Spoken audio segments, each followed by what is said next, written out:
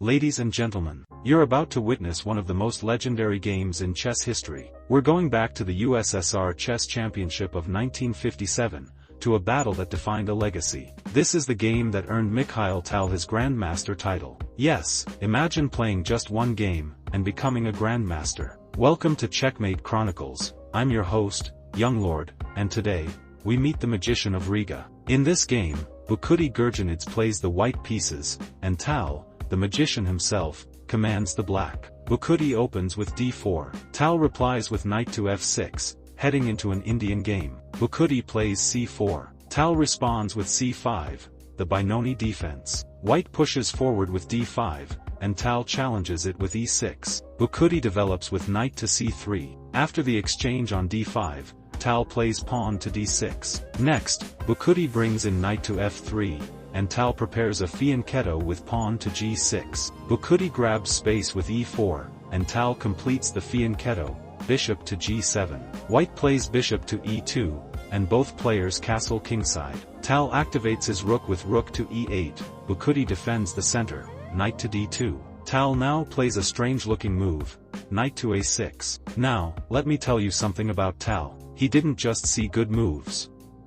He saw your mistakes before you even made them. And in this game, you'll understand why they called him the Magician. White plays rook to e1, Tal reroutes with knight to c7. Bukhuti pushes pawn to a4, Tal defends with pawn to b6. White develops queen to c2. And now, the magic begins. Tal plays knight to g4. It looks like an inaccuracy, but it's not. Tal offers his knight, the first sacrifice. White tries to kick it with pawn to h3, instead of capturing. But Tal means sacrifice. He jumps in with knight to f2, White captures with the king, and walks into the trap. Queen to h4, check. The king moves to f1. Tal plays bishop to d4, the king is frozen. Bukhuti tries to block with knight to d1. Now right here, Tal could have sacrificed his bishop on h3, and if White had taken it, checkmate in one. Game over. But Tal thought deeper. He knew, if he sacrificed the bishop, Bukhuti might spot the trap and defend.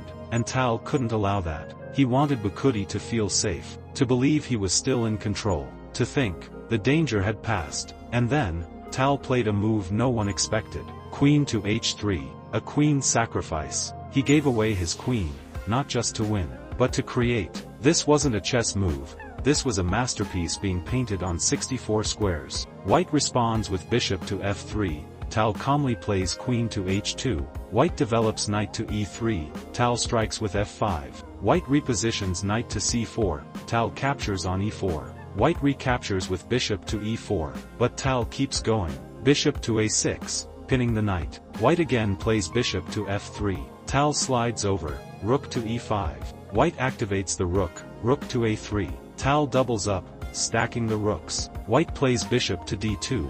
Then Tal plays the knockout, knight to d5, another sacrifice. White takes with bishop on d5, Tal recaptures, rook takes d5. White moves king to e2, Tal plays bishop to e3, taking the knight. White takes back, rook to e3, and now, the final shot, bishop to c4, check. And with that, Bukhuti resigned. This wasn't just a chess game, it was a work of art. One of the many reasons why Mikhail Tal remains an immortal legend. If this game impressed you, hit that like button, subscribe to Checkmate Chronicles, and tell me in the comments, which Tal game should I break down next? Until next time, stay sharp, and never underestimate the power of sacrifice.